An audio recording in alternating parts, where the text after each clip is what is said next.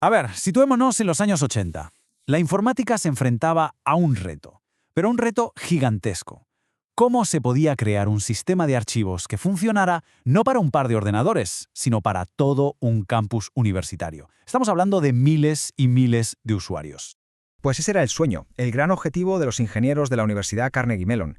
Y esa visión tan ambiciosa fue la que les llevó a crear el Andrew File System, o AFS, un sistema que, como vamos a ver, estaba a punto de cambiarlo todo.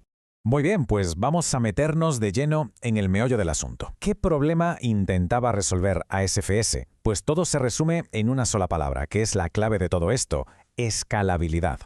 Esa era la pregunta del millón, porque el sistema que se usaba entonces, el famoso Network File System, o NFS, se quedaba cortísimo a esta escala. Su diseño, veréis, obligaba a los clientes, a los ordenadores de los usuarios, a estar preguntándole al servidor una y otra vez si los archivos habían cambiado. Y claro, eso creaba un cuello de botella tremendo. Y en esta diapositiva se ve la diferencia a la perfección. Son dos filosofías totalmente opuestas. Por un lado, NFS, simple, sí, pero sin estado. Es como si tuviera memoria de pez, todo el rato preguntando, oye, ¿este archivo sigue valiendo? Y por otro lado, AFS, que se diseñó para ser más listo, con estado y sobre todo escalable. El objetivo era cortar de raíz esa comunicación constante e innecesaria. La primera versión de AFS, la verdad, trajo una idea que era revolucionaria, pero como pasa en las buenas historias, tenía un fallo gordo, y que no vieron venir. La idea principal de esta primera versión era el almacenamiento en caché de archivos completos. Funcionaba así: al abrir un archivo, ¡zas!, te lo descargabas entero a tu disco local. Todas las operaciones, leer, escribir, todo se hacía en esa copia local, que iba a toda pastilla, claro. Y luego al cerrar, si lo habías cambiado, pues subías la nueva versión al servidor. Parecía simple y rápido, ¿a que sí? Bueno, pues no del todo. Es verdad que se quitó un montón de tráfico de la red mientras editabas, pero apareció otro problema. Los clientes se convirtieron en unos charlatanes, porque antes de usar un archivo que ya tenían en su caché, seguían teniendo que preguntarle al servidor si su copia era la más reciente, y esto lo hacían con un mensajito llamado testauth. Y el resultado, pues fue un desastre. Un cuello de botella brutal en la CPU del servidor. Cada servidor solo podía aguantar unos 20 clientes antes de quedar totalmente colapsado por una avalancha constante de estas peticiones testauth. Vamos, que el sistema no escalaba para nada. Este fracaso de la primera versión les obligó a volver a la mesa de diseño, pero esta vez iban armados con datos de verdad y, sobre todo, con una filosofía nueva. Adoptaron lo que se conoce como la ley de Patterson, que es un principio de ingeniería fundamental y que dice algo muy sencillo. Primero mide, usa datos reales para demostrar que hay un problema, y solo entonces construye la solución. Se acabaron las suposiciones.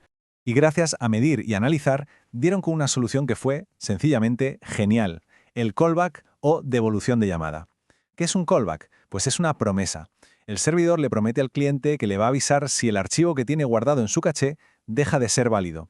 Es la diferencia entre estar todo el rato dándole a F5 para refrescar una web y que te llegue una notificación push al móvil.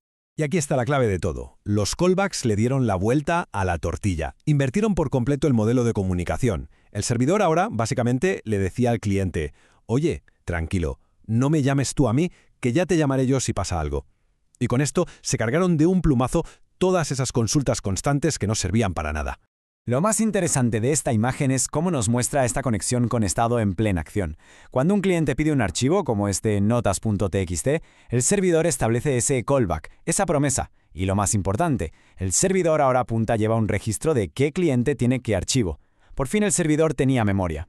Vale, perfecto. Pero, ¿qué pasa cuando dos personas intentan cambiar el mismo archivo a la vez? Pues aquí es donde entra el modelo de consistencia de AFS versión 2, que es sorprendentemente simple y, la verdad, muy intuitivo. Esta línea de tiempo lo deja clarísimo. Los cambios que hacen los procesos P1 y P2 en su máquina no los ve un proceso remoto, el P3, hasta que uno de ellos cierra el archivo. Es justo en ese momento cuando la nueva versión se sube al servidor, y el servidor, que es muy listo, rompe los callbacks de los demás, invalidando sus copias locales.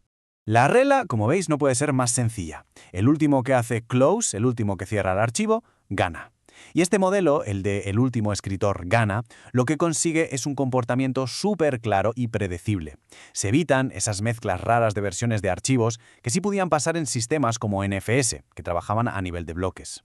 Estaba claro que el nuevo diseño era muchísimo más escalable. Ahora aguantaba más de 50 clientes por servidor, que ya es otra cosa. Pero, ¿y el rendimiento? ¿Cómo se comportaba en distintas situaciones? Pues basándonos en los datos, esta tabla lo resume muy bien. Había un toma y daca. AFS era una bala releyendo archivos grandes desde el disco local. Pero era más lento si solo querías leer un trocito de un archivo gigante, o al sobreescribir. NFS, por su parte, era justo al revés. Brillaba en esas tareas de acceso a pequeña escala.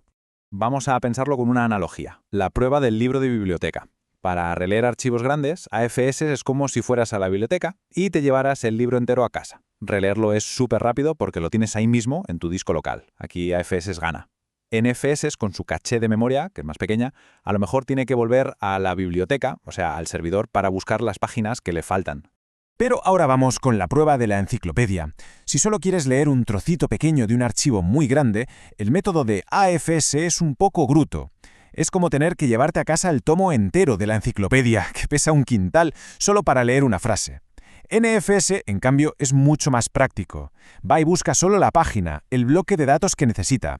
Aquí, NFS gana por goleada, claro. Y aunque hoy en día AFS no es tan común, sus ideas fueron increíblemente influyentes y nos enseñan lecciones sobre diseño de sistemas que, la verdad, no pasan de moda. Entonces, ¿con qué nos quedamos de AFS? Pues para empezar, demostró que un protocolo con estado usando callbacks podía ser muchísimo mejor que uno sin estado. También nos enseñó el poder de usar la caché del disco local para quitarle trabajo a la red.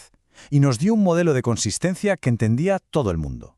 Pero la prueba definitiva de su éxito es que su gran rival, NFS, acabó adoptando estas mismas ideas en su versión 4. Casi nada. Y toda esta historia de AFS contra NFS nos deja con una pregunta fundamental, una que los ingenieros se siguen haciendo cada día. ¿Qué es más importante cuando se diseña un sistema? ¿Buscamos la simplicidad elegante de un sistema sin memoria o nos la jugamos por la eficiencia de un sistema con estado, que recuerda y promete aunque sea más complejo? Ahí queda la pregunta.